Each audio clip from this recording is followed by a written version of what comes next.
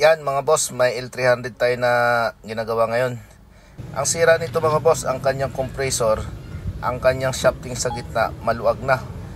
So nagkakaroon po ng clearance ang kanyang pinaka-magnetic clutch. At ito mga boss, maingay ito kapag naka-aircon habang umandar.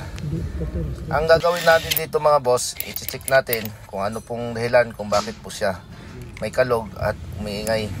So tinanggal natin ng magnetic clutch. Ito nga mga boss, ang nakita namin dito na durog po ang kanyang bearing sa pinaka-shafting ng compressor.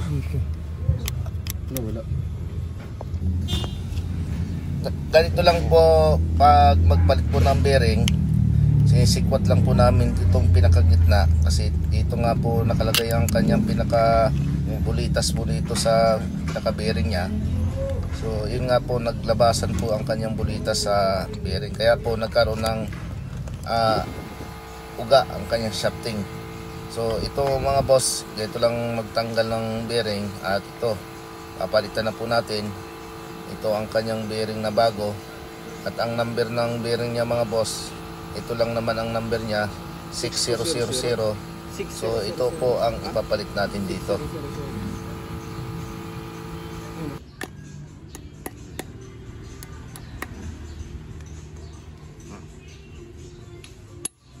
Gitna.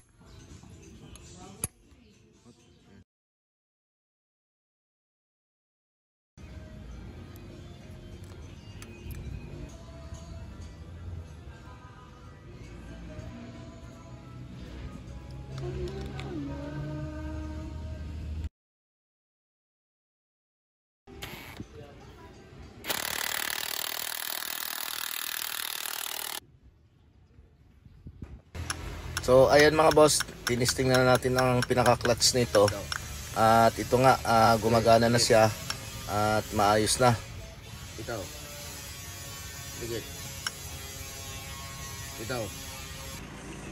Napaandar na po natin at maayos po ang kanyang lamig. So ang compressor nito mga boss, ayos pa. Ang sira lang nito, yung pinaka-bearing niya sa pinaka-shafting na durog, kaya po maingay ang kanyang compressor.